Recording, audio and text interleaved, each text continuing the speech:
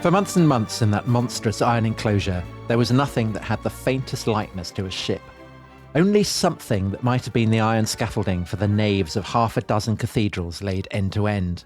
Far away, furnaces were smelting thousands and thousands of tons of raw material that finally came to this place in the form of great girders and vast lumps of metal, huge framings, hundreds of miles of stays and rods and straps of steel, thousands of plates, not one of which 20 men could lift unaided, millions of rivets and bolts, all the heaviest and most sinkable things in the world, and still nothing in the shape of a ship that could float upon the sea. The scaffolding grew higher, and as it grew, the iron branches multiplied and grew with it, higher and higher towards the sky, until it seemed as if man were rearing a temple which would express all he knew of grandeur and sublimity. So that was the Irish journalist Filson Young, very distinguished journalistic figure in Ireland, had covered the Boer War, was also a big admirer of James Joyce, a kind of early enthusiast. But he's probably best remembered for a book he published 5 weeks after the Titanic sank, called Titanic. And in that brilliant description of the gradual emergence of the Titanic in the Belfast dockyards, he was drawing on first-hand experience because he had been there to see the construction of this, well, Titanic ship in 1911. Very good, Tom. And Dominic, in the first episode, we looked at how the plans for the Titanic, the largest ship ever built, emerged from the rivalry between various capitalists who were investing in the transatlantic route, how the Titanic was built specifically to be not only stupendous in scale, but unbelievably luxurious in terms of its fittings. The most luxurious hotel ever imagined only on the sea. And we were looking at how it was built in the specific context of Belfast in the age of agitation over Home Rule. And the sense of, well, a terrible beauty being born, one might almost say. Yeah, very good. To adapt Yeats. In this episode, we're going to look at how the Titanic itself was built, how it came to be named, how it came to be put on the sea. And the thing that struck me in that is how Filson Young talks about it's made of stuff that sinks. Yeah. You know, it's not being made of wood. And that, of course, is going to be very important, isn't it, in due course? It is important. But as we will discover, Tom, there's always this suspicion that hangs over the Titanic. I think partly because of what we talked about in the last episode, because it's so obviously the product of kind of late Gilded Age capitalism and competition and so on. There's always this suspicion, well, they must have cut corners. They didn't care about safety, the safety of the passengers. And we'll come on to the question of the lifeboats and all that kind of thing. But I think it's important to say, actually, that a lot of that is just not true. That the Titanic, no expense is spared, really, to make the Titanic the most extraordinary ship that has ever been built. And probably, ironically, in many ways, the safest. And Dominic, to this day, you can buy T-shirts in Belfast that have the slogan, Titanic, built by Irishmen, sunk by an Englishman. Oh, that's harsh, Tom. Harsh, but true. Yeah. So, yes, it is built by Irishmen. So at the end of the last episode, we talked about the Great Harland and Wolff shipyards and its place in the ecosystem of Belfast, this kind of red brick, industrial, smoky, rough, tough, hard city in the north of the island of Ireland. And the man who designs it is a man of Belfast. We haven't talked about him yet, but we talked about Lord Pirrie, who runs the shipyard. But the guy who designs it is his nephew. This is a man called Thomas Andrews. So Andrews is one of these people, there's so many of them in this story, who had joined the shipyard as a teenager, I think at 16. He was apprenticed for 5 years, that's 1889, and he'd gone through all the different parts of the shipyard. So the cabinet makers, the shipwright, the smiths, and so on. Finished off with 18 months in the drawing office as a draftsman. And he is the man who designs these ships. And, you know, there's a description of him wearing a bowler hat. You were talking last time, weren't you, about the bowler hats that the foremen would wear? Marker of status and religious identity. Yes, exactly. Protestant identity and social status.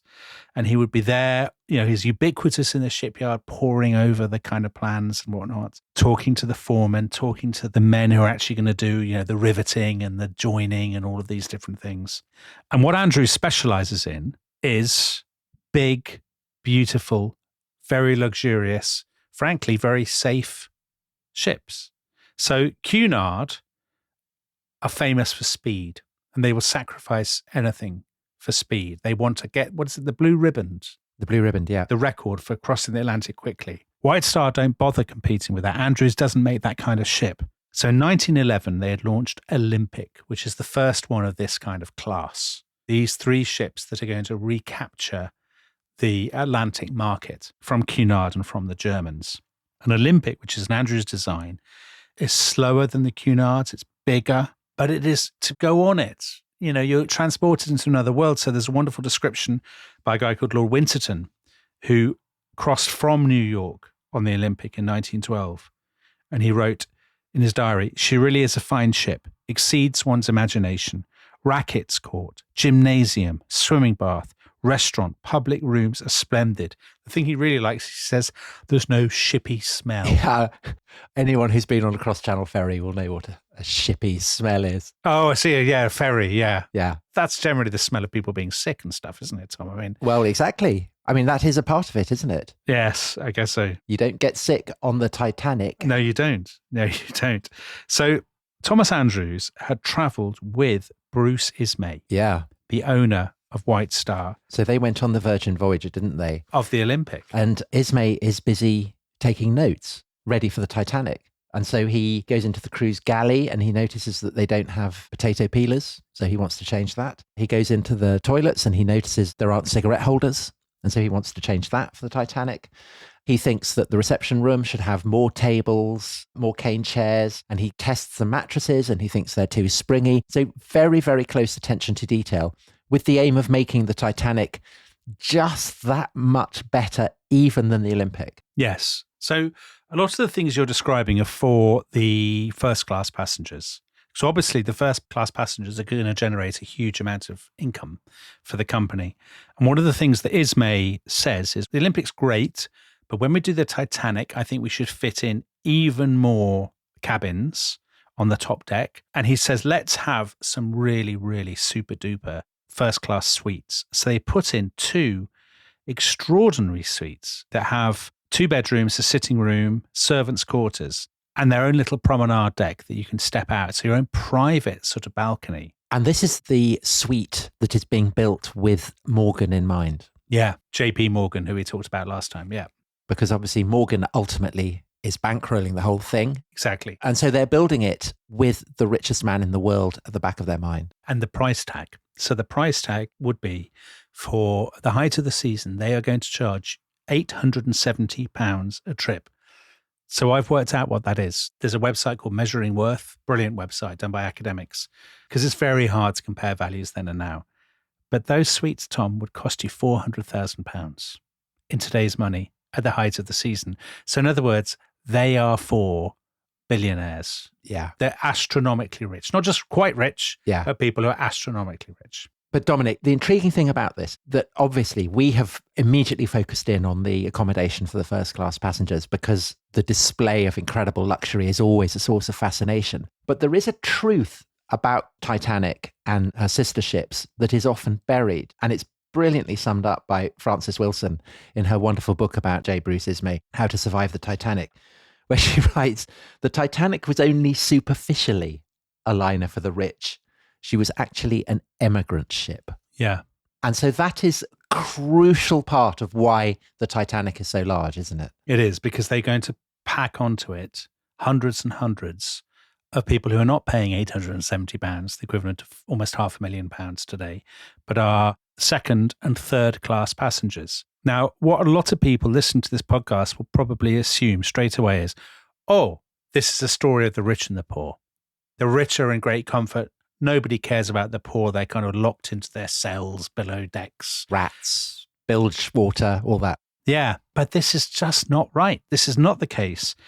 Facilities for second and third class passengers on White Star liners are better than they are on any other competing liners, and they are better on the Titanic than they are on any other ship in history. So to be a third class passenger, you would much rather be in the Titanic. And we will come to the experience of the passengers later, what they eat, what they do. But just to anticipate, I think it's fair to say of the third class passengers that ironically, the days they spent on the Titanic, for many of them, were the best days they'd ever spent in their lives. Until obviously the last 2 hours. Yes. Pretty bad ending. Yeah. But up till then, brilliant. But they are in, by the standards that they're used to, Yeah. tremendous comfort. They have more spacious accommodation. They have better facilities. They have better food. Their area, they're better lit, all of these kinds of things. They're determined that the Titanic will be the best in every department, not just the first class cabins. The best and the biggest. So it is going to be 3 inches longer than the Olympic. So it will officially be the largest ship that has ever taken to the seas. And the stats are designed to be overwhelming. So it's 1/6 of a mile long. Yeah. So 882 feet, 92 feet wide. And its decks, I mean, it's kind of the equivalent of an 11-story building. So anyone who's seen the James Cameron film, this is brilliantly evoked with the lifeboats going down. I mean, you just get the sense of how high this is. I mean, it's designed to be Titanic, isn't it? It is indeed. That's the whole point. It is. Tom, have you ever been on an ocean liner? I have once, yes. My mother was desperate to go on a cruise, and so I got a chance to go and lecture on a cruise ship. I hated it. Did you? There was definitely a shippy smell on that, I can tell you. I went on the QM2.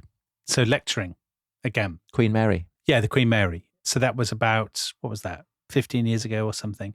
I have to say, I didn't massively enjoy it either. And that was from Southampton to New York. So it was the Titanic's route. Did you get seasick? I didn't get seasick. I got bored because you're there for kind of 4 or 5 days. You know, there's nothing to see in the middle of the Atlantic. The one thing I will say, the experience of sailing into New York at dawn is incredible. You sort of sail in, it's 5 o'clock in the morning, everybody's got up there on the decks, you're looking out, you see the Statue of Liberty, you see the bridges.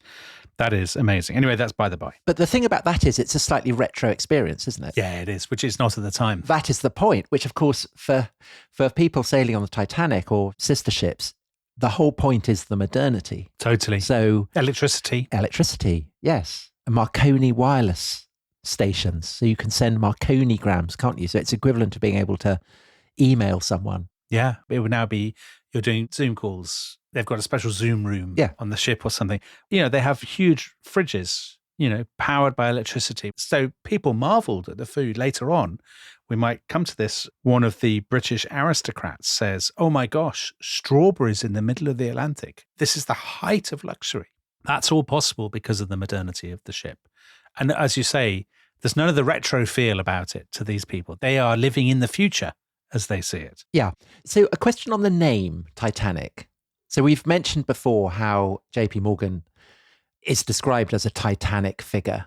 So maybe that's kind of floating behind it. Obviously, it's an allusion to its size. I mean, there is something hubristic about it, isn't there? I mean, the Titans are the gods who ruled the world before Zeus and his generation of Greek gods emerged and were overthrown. I just wonder whether there was ever any sense that perhaps, you know, it was asking for trouble to name a ship Titanic. I wouldn't have said so because, I mean, it could have been the Olympic that hit the iceberg. And in that case, wouldn't you be telling the same story and saying the hubris of comparing yourself with the Olympians? Or an even better metaphor, Tom, if it had been the Britannic that had hit the iceberg. Well, Britannic, yes, would have been very sad. But Olympic and Titanic, I mean, the Olympians are the guys who survive, and the Titans are the one who end up kind of in chains at the bottom of the world. I mean, so Churchill's very keen on the name, isn't he? Yes, Churchill loves the name. He uses it a lot. He says, we have arrived at a new time. Let us realize it. And with that new time, strange methods, huge forces, larger combinations, a Titanic world have sprung up around us. And that kind of, we talked in the last episode about the grandiosity of the Edwardians. They are conscious that they are standing on the shoulders of their Victorian fathers and mothers. But there is a sort of an obsession with size and grandeur.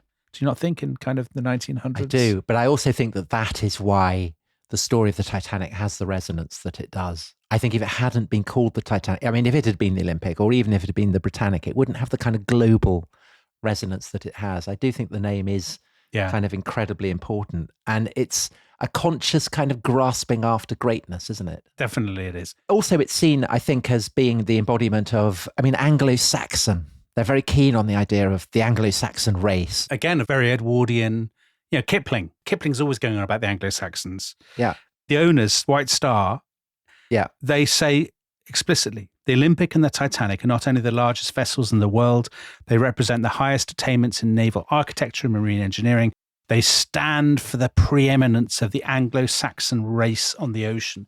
So people can hardly be surprised when later on they treat it as a metaphor. Yeah. Because they have deliberately courted that, haven't they? So the idea of design, it's not just about the luxury, it's not just about the size, it's also about the design. We talked about Thomas Andrews, who in the James Cameron film, he's in a way the kind of the conscience of the ship in absolute despair when he realizes that he hasn't built in enough safety features, as it were. Yeah. Now, regular listeners to this podcast will know there is nothing we enjoy more than explaining naval technology to people. Isn't that right, Dominic? I love it, Tom. I love it. So I know that this is a topic that you're particularly interested in.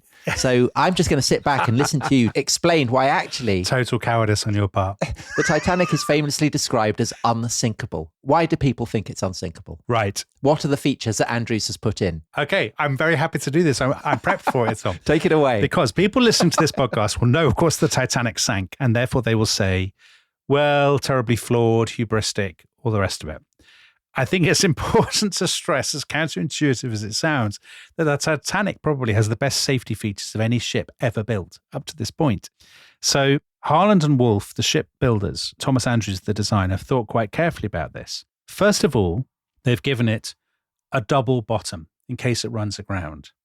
So that is a problem sometimes for ships. They end up on shoals or something. And so they have put two sets of steel plates so that if the keel is penetrated by running aground on rocks. I love it when you talk nautically. That's a sinister moment. So if the first set of steel plates is broken, the second will still be intact. So that's number one. Now, the other thing that might happen, of course, is it might run into something. An iceberg, for instance. An iceberg, or a ship might run into the side of it. So those are the other two perils that await you on the sea. And they have thought about this as well. Now, unlike any other ship ever built, the Titanic has been built with 15 bulkheads. Imagine them as vertical lines drawn down the ship. They divide the ship into 16 compartments, all of which are watertight. And they have doors that can be shut automatically. The Titanic has been designed such that if the front 4 compartments are totally flooded, it will not sink. So in other words, if it hits something straight on. Equally, if a ship crashes into it in the middle, if 2 of the central compartments are flooded, again, it still won't sink. There is, however, Tom, I know we love a classical reference. Is there an Achilles heel, Dominic? There is an Achilles heel. So the bulkheads are very expensive. These are state-of-the-art things. And the designers have concluded that the chances of you being hit such that more compartments than that are flooded is so unlikely. The bulkheads don't need to reach up right to the very top, as it were. So in some places, the bulkheads are only about 15 feet higher than the waterline. So the height of more than 2 men. So in other words, if the front 6 compartments of the Titanic are flooded, not the front 4, but the front 6, then the water will rise up over the top of the bulkheads and they'll go into the next compartment. And once they've filled that compartment, then they go over. And then it will start to tip and it'll go over into the ones at the back. Now, they don't even really consider that as a possibility. It is so unlikely that that would happen. Because if you ram into an iceberg, let's say, I mean, that does happen. And generally you don't sink. Yeah. It's fine. You can do that. And actually, people often say, if there's an iceberg coming straight at you, the safest thing you can do is to keep going. It's just to ram it. It's just to ram it. Okay. But let's imagine, they still have to think the unthinkable. They have to think what happens if you do have to abandon ship? Lifeboats. And the famous thing that, again, I imagine most people listening to this will know is that there weren't enough lifeboats. Does this reflect reckless lack of safety consciousness on the part of the builders, or is it more complicated than that, Dominic? It is more complicated. Tom, we should be sponsored by White Star. Do they still exist? Because I don't want to sound like we're total apologists for White Star, but it is much more complicated than that. So Peary goes to a meeting with the general manager of Harland and Wolff, Thomas Andrews, the designer, and they talk about the lifeboats. Now, government regulations are very lax when it comes to lifeboats. The government regulations allow for about 20 lifeboats. And they've got plans because they think the government are going to beef up their regulations. So they have plans for 48 lifeboats, maybe even 64 lifeboats. But actually, they talk about it and it becomes clear that the government are not going to introduce these new regulations as quickly as they thought. So there's no pressure to increase the number of lifeboats. And they say, well, you know, the lifeboats create a lot of clutter on the deck. They cut down on the amount of facilities that we're able to offer. And of course, luxury is our thing, luxury in space and airiness. Yeah. So we'll just go with the 20 or so lifeboats. What that means, as you rightly say, is they only have lifeboat space, therefore, for 1/3 of their passengers and their crew. So to be precise, they have 14 wooden lifeboats. They can carry 65 people each. They have 2 kind of collapsible boats that can take 47 people each. And they have 2 little cutters that they can sort of shoot off to collect people who've fallen overboard that can take 40 people each.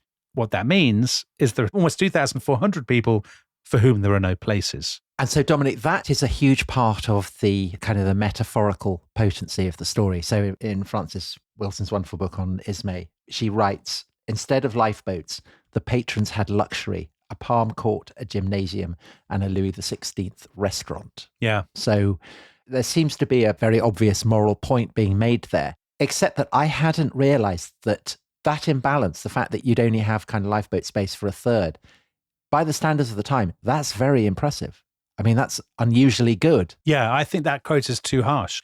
That Frances Wilson line implies that they're recklessly dispensing with safety standards to pander to the rich. In their minds, they are the height of health and safety. Yeah. I know that will sound mad to 99% of our listeners because they will say, how could that possibly be the case? 2,400 people have no lifeboat. But exactly that. When you look at other companies, other liners, so the Lusitania, for example, has a deficiency of 2,000 people.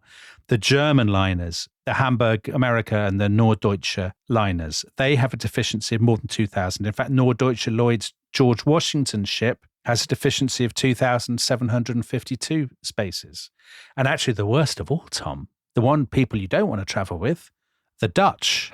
No. Holland America, their Rotterdam liner has a deficiency of 3,000 places. I mean, you definitely don't want to travel across the Atlantic on a Dutch ship. And the reason why people feel this is okay is basically because it's not just the Titanic that is seen as being unsinkable, but all ships of this caliber and size. Yeah. Later on, when we, in episode 324 of this series, when the Titanic has finally been hauled by the iceberg, a ship called the Carpathia comes and rescues a lot of the lifeboats. And at the inquiry, Arthur Rostron, who was the captain of this ship, he was asked about this issue of lifeboats. Don't you think it's terrible they didn't have enough on the Titanic? And he said it was fine. He said the ships are built nowadays to be practically unsinkable. What an ironic thing for him to have said after the event. And each ship is supposed to be a lifeboat in itself. So in a way, the lifeboats are the equivalent of the life jackets on an aeroplane. Ultimately, they do put life jackets on an airplane, don't they? Yeah. And, there's the whistle for inflating or whatever it is. It's like making the sound of the evil eye. I mean, it's not meant to be real. It's just meant to reassure people. Yeah, it's to reassure you. Yeah. Realistically, you can take 10,000 flights. You're never going to need that life jacket. Yeah. That's how they think about the lifeboats. They just think they're there for rescuing people who've fallen overboard, or maybe particularly going to the aid of another ship. That is itself in distress, and we will help them out with our lifeboats. That's what they're for. I think it's Ismay who said that after the Titanic disaster. That was the point of our lifeboats. Yeah. Of course, Tom, as lots of our listeners will be thinking, it's all very well to say that, but the fact that it did sink, I know, and that obviously there weren't enough lifeboats, is a flaw in their health and safety thinking. I think it's fair to say. It is a flaw, yes. All right, so that's the backdrop to it. When we come back in the second half, let's look at the process by which it is built, launched, and sets sail and embarks on its transatlantic maiden voyage. This episode is brought to you by Rocket Money. Tom, we often talk about how to organise our finances. I'm very conscious that I'm paying for a lot of mad subscriptions. And there's one thing that we've talked about often on this show. It's the thing that we probably hate more than any other, and it's a hidden fee. I would love to get my finances under control. There are all these things piling up on our bank statements, and I think I need to fix this problem. I need to sort this out and to stop this. I mean, my finances are so chaotic that I need this app. So I'll tell you what it is. It's called Rocket Money. It's a personal finance app that helps find and cancel your unwanted subscriptions. It monitors your spending and it helps to lower your bills so that you can grow your savings. With Rocket Money, you can track all of your subscriptions and you can easily cancel within the app with just a few taps, saving you time, avoiding charges. And you can also set budgets and goals and get personalized insights and regular reports to track how you're doing. They will even send you real-time alerts for large transactions, upcoming bills, refunds, and even low balances. So let Rocket Money help you reach your financial goals faster. Join at rocketmoney.com/ishistory. That's rocketmoney.com/ishistory. rocketmoney.com/ishistory. This episode is brought to you by Indeed. Stop waiting around for the perfect candidate. Instead, use Indeed sponsored jobs to find the right people with the right skills fast. It's a simple way to make sure your listing is the first candidates see. According to Indeed data, sponsored jobs have 4 times more applicants than non-sponsored jobs. So go build your dream team today with Indeed. Get a $75 sponsored job credit at Indeed.com/podcast. Terms and conditions apply. All right, listen up, nacho chips. Quiet down, crispy potatoes. This is the moment Velveeta's been preparing you for, and you're not about to crack under pressure. Today's the day to go all in on the drip. Velveeta's Heat and Eat Queso is the MVP of any game day spread, so stick by them, and you'll be golden. Now get out there and make delicious history. No tailgate party is complete without Velveeta.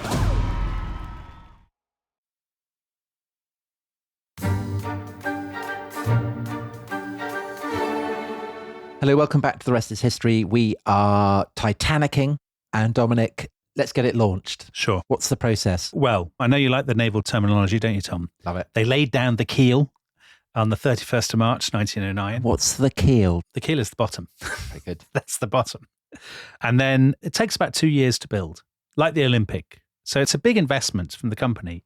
You know, you're building it a long time. And they're built next door to each other. So outside the Titanic Museum, the two, whatever it is, docks where they build both the Olympic and the Titanic are next door to each other. And you can kind of trace the length. It's very, very powerful. Right. The 3 inches. Is it 3 inches that's the difference between the two? Yeah. Size matters, Dominic. It does. So 26 months it takes to build, and it's ready at the end of May 1911. So for people who know a lot about Irish and British history, it's being built during the period where It's all kicking off, isn't it? yeah, politics and the sort of sectarian tension is becoming more and more intense. So on the 31st of May, the 3 characters that we talked about in episode 1, Lord Pirrie from Harland and Wolff, Bruce Ismay from White Star, and J. Pierpont Morgan from the holding company IMM, they are all there to see it. So it's launched. Now they can get onto the interior, and it takes them the best part of a year. So until the end of March 1912, fitting it out inside, you know, making it as good as possible. And then on the 2nd of April, 1912, you know, they're not going to hang around. No. They're going to go for the maiden voyage straight away. Yeah. Well, why would they? Because they need to get their money back. Yeah, of course. So there are 12 hours of sea trials. This is standard. So they practice turning, reversing the ship, doing an emergency stop, all that kind of thing. Everything is fine. There's no recklessness. You know, nothing is wrong with it. So at 7 o'clock that evening, the 2nd of April, 1912, it comes back into Belfast. Perfect. It's all done. The crew, some of them come on board, the people who are going to sail it to Southampton. It takes basically 2 days to sail it round, down the Irish Sea, around the bottom of England, to the port of Southampton in Hampshire. And Southampton has replaced Liverpool as the main Yes. Well, we'll come on to this. British endpoint, hasn't it? Yes, it has. And we'll explain why in a second. So Southampton is the Edwardians' sort of port of choice. So it's in the south of England, just above the Isle of Wight. And it docks at berth 44 in Southampton. It's ready to take on the crew that will take it across to New York and, of course, its passengers. Extraordinary to think, Tom, that at this point, there are only 11 days to go until the Titanic sinks. Yeah, incredible. So all this, as we said, has overlapped. And just on this issue of the overlap with the Home Rule crisis. So the Liberal government of Herbert Henry Asquith is preparing to introduce the third Home Rule Bill for Ireland at the very moment that this is happening.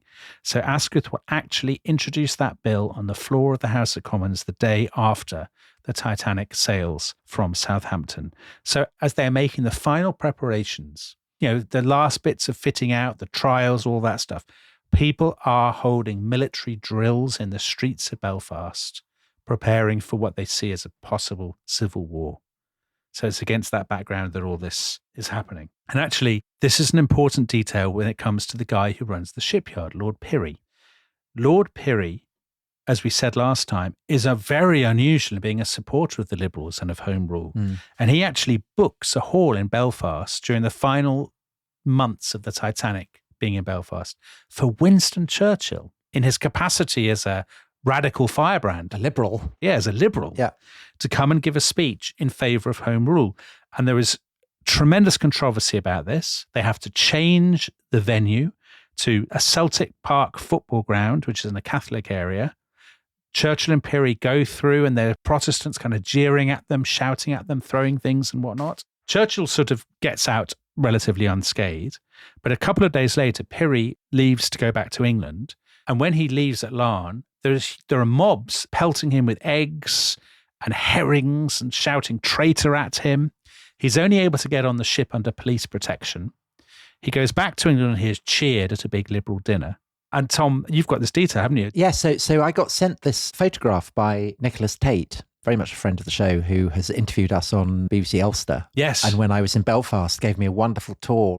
And he sent me this photo of anti-Home Rule slogans scrawled all over the keel of the Titanic, which had to be washed off, obviously, before the ship was launched. So oh my word. The idea of the Titanic as a kind of billboard for Irish politics in 1912. I mean, I had no idea. No, it's fascinating, isn't it? Because when you think about it, many of those men who built that ship, who are painstakingly, putting the finishing touches to what they regard as their greatest creation, they're the same men who are most active in the politics of the day. Who'll be signing up to Sir Edward Carson's paramilitary organisations. Yeah, who may be after work going to the Orange Lodge, drilling, talking about taking up arms, all of that kind of thing. It is fascinating. And this has an impact on Pirrie himself because 2 weeks, well, less than 2 weeks actually, after this incident, he falls ill and he has to have a prostate operation. And, who can say whether the stress or the pressure or whatever has an effect. But what that means is he will not sail on the maiden voyage of the Titanic. Very Kaiser Wilhelm behaviour, Tom. He goes off to the regatta at Kiel instead, where he hobnobs with lots of German ship owners. But of course, as Richard Davenport Hines says, if he had sailed on that voyage, either he would have died and he would have been the biggest name British fatality, or he would not have died and he would have been the biggest scapegoat because he'd escaped. But as it is, it's another British person involved in this. Who does become the scapegoat. Bruce Ismay, who is also going to sail, who will play that role, as we will see. So the Titanic leaves Belfast. It leaves a city where there are huge crowds, demonstrations. The Conservative leader, Bonar Law, has gone over to Northern Ireland to review paramilitaries. Like a workman in the bowels of the Titanic, he is stoking the fires, isn't he, Dominic? Very good, Tom. Yes, he is. He's a fireman, stoking the fires of sectarianism. Driving the United Kingdom towards the iceberg of potential civil war. Exactly so. But anyway, the Titanic has left all that behind because the Titanic is now in Southampton. And Southampton, as you were saying, has an interesting history itself. So Southampton had not been the primary transatlantic port for the Victorians, but again, it has been transformed by capitalist modernity because the London South Western Railway had bought the Southampton Dock Company in 1892 for £1.3 million because the railway people want to transform the port to London's port of choice. So they poured money into the port. Of course, it's closer to London than Liverpool was. It's also closer to the continent, isn't it? Yeah, so you can get to France really quickly. So yes, you can pop over to Cherbourg where they've likewise really developed it. Yeah. You can't actually land in Cherbourg, but you can send out kind of little boats that will bring people from Cherbourg. Exactly so. So in 1907, White Star, Bruce Ismay's company, had scrapped its Atlantic liner service from Liverpool and moved it to Southampton. Although it's interesting, isn't it, that Liverpool is still the name that is painted Yes. on the back of... Yeah, there's a sentimental attachment to Liverpool. Indeed, as we'll come on to, some of the crew, they've moved to Southampton, but they're originally from Liverpool. In the James Cameron film, the bit where it gets upended, Yeah. you see the great turbines and you see the name Titanic, and then you see Liverpool just before it plunges into the icy depths. So the last thing you might see was the word Liverpool. So It's not ideal branding for the city, perhaps. But there you go. So yes, it's got to Southampton, which is, the new hub for the kind of transatlantic trade. So it will go Southampton, as you said, Tom, Cherbourg in Normandy. Then it will go across to Ireland, to the port of Queenstown, which is known today as Cove. And then it will go from there to New York. And while it's in Southampton, the first thing they obviously need to do is they load it with all the stuff. So much stuff. So much stuff. So you read those stats, Tom, on the length of the ship and all of that stuff. Yeah. But to me, it's this that is the actually mind-boggling. Yeah. 800 bundles of asparagus. Yeah, 16,000 lemons. 1,000 pounds of grapes. What would 2,500 pounds of sausages even look like? And imagine how many they have on the German ships. Yeah, that's true. Some of it actually seems quite... So 1,500 bottles of wine, that seems inadequate to me. Yeah, only 12 mops. Yes. I would have more mops. Yes, and one potato peeler that Bruce Ismay has insisted be thrown in. But then, 400 sugar tongs, 8,000 tumblers, 50 boxes of grapefruit, 40 tons of potatoes, 6,000 pounds of bacon and ham. 100 grape scissors. All of this stuff. So all of this stuff is loaded. And then, of course, they have the crew. Yeah. So the crew, this is the most high profile, the most exciting voyage in White Star's history. So they want their very best. Yeah, the creme de la creme. Tip top. Yeah. So they've got 892 crewmen. 700 of them are from Southampton. And of those, just under half are from Southampton originally. They're from Hampshire. But quite a lot of them are people who have moved from Merseyside, who have moved down from Liverpool when White Star changed the route. So actually, when the disaster happens, Liverpool is a stricken city in the same way that Southampton is, or New York is, or Belfast is. Almost all of them are British, with the exception of some of the restaurant staff are Italians. So this is the kind of golden age of Italian people moving to Britain, restaurants, ice cream, coffee, all of that kind of thing. So there's more than 40 Italian restaurant staff who actually die in the disaster. And the way the crew works is it's divided into three. So there's the deck department, there's the engine department, and there's the stewards department. And the deck crew are the main officers. There's a surgeon. There are storekeepers. There's 2 window cleaners. A lamp trimmer. A lamp trimmer, yeah. But also there's a masseuse, a fish cook. Then there's the stewards. They have it quite tough, don't they?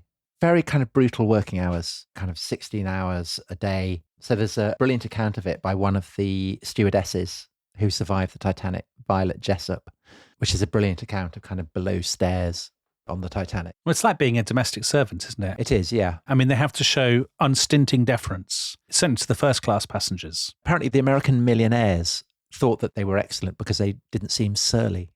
Unlike American stewards who apparently were very surly and would make faces at you behind your back. So that's a nice kind of shift, isn't it? Yeah, that's nice. Because now it's our plucky British service workers who are famous for being rude. Yes. Golly, yeah, that is a change. And then you have the engine room. I mean, everybody basically says the engine room is a total and utter inferno. It is hell on earth. They have greasers, don't they? Imagine being a greaser. Yeah. There are 280 men in total.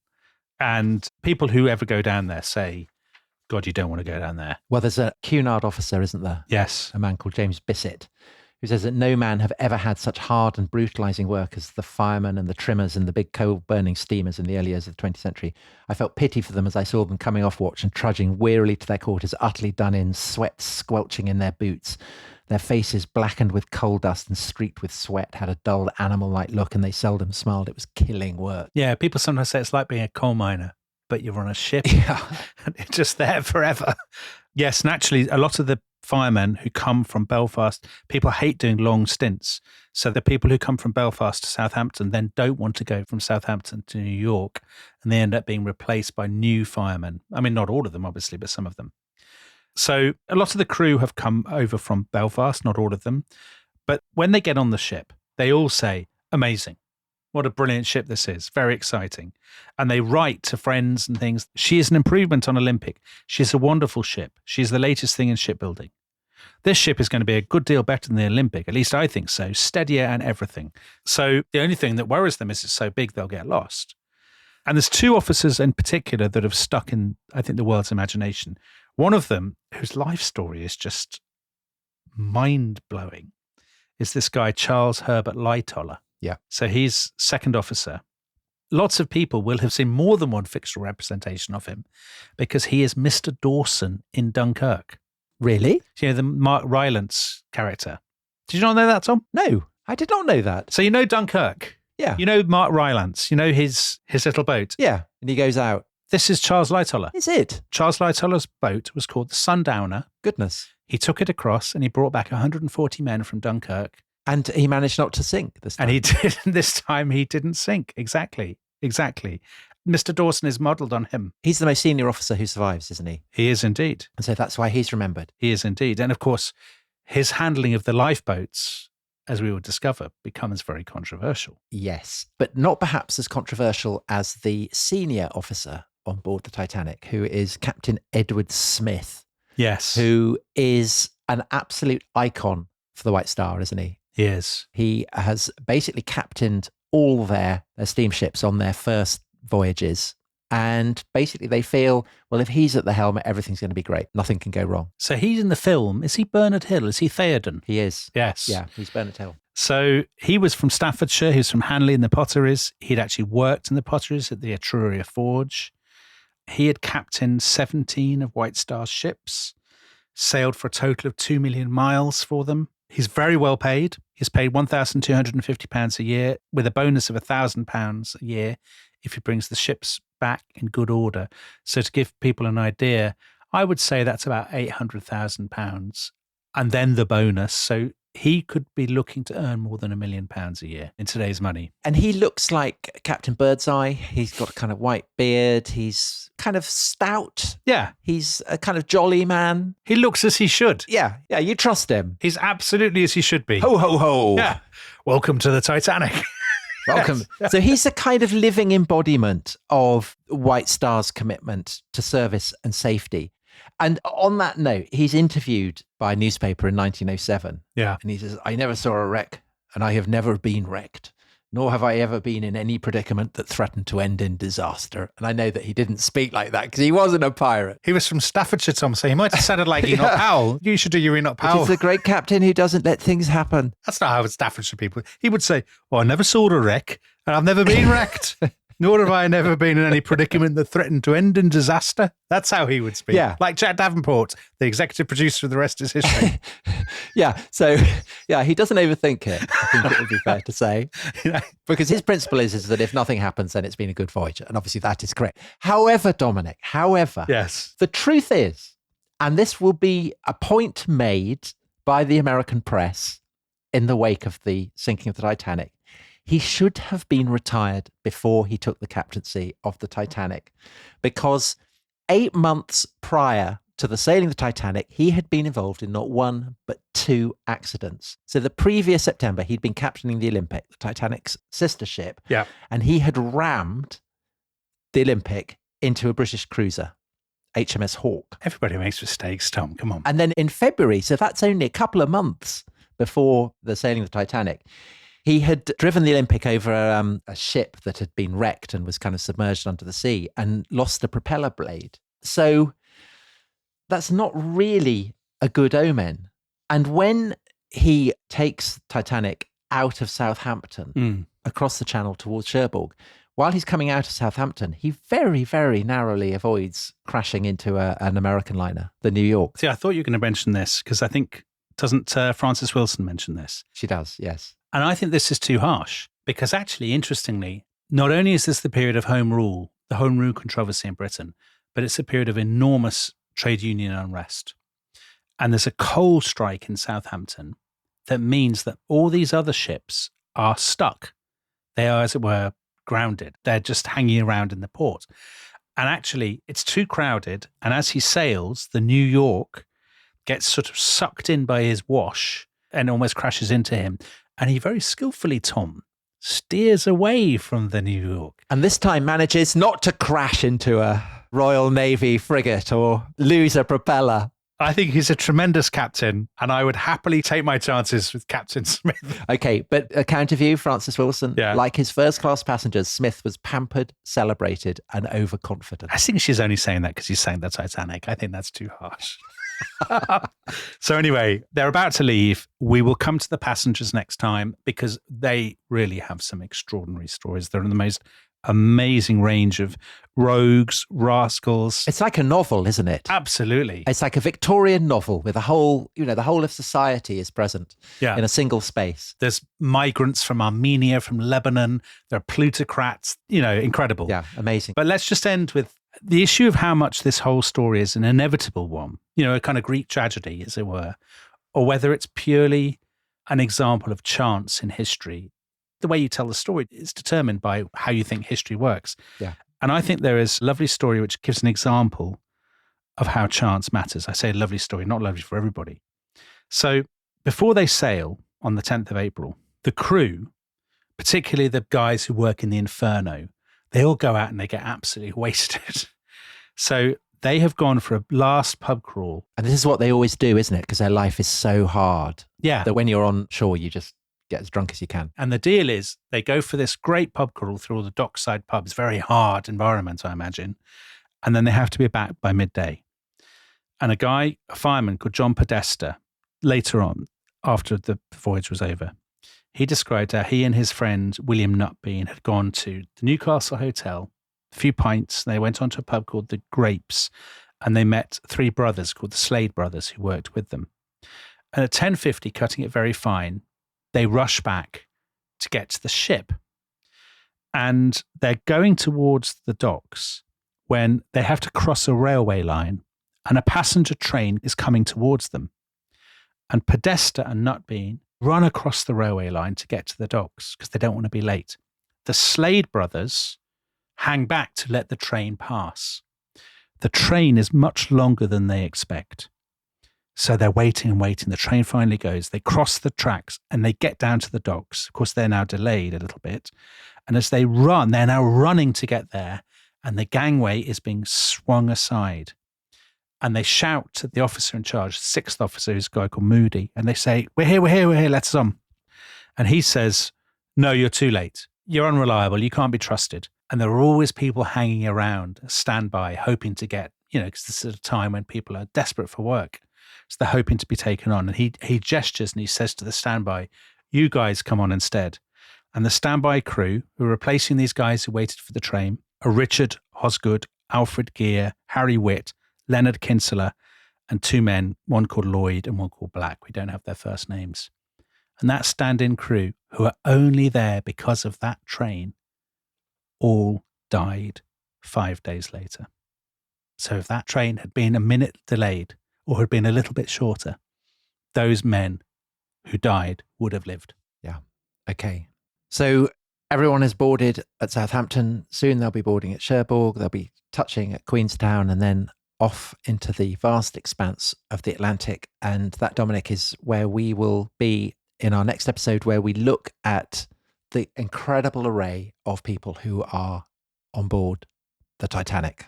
Brilliant. So if you're a member of the Rest is History Club, you can accompany us on that voyage right away. If you are not a member, I'm afraid if you're down in the steerage, you'll have to wait until whenever Theo in his wisdom decides to bring out the next episode. So you may as well just join the club. And on that bombshell, we'll see you next time. Bye-bye. Bye-bye.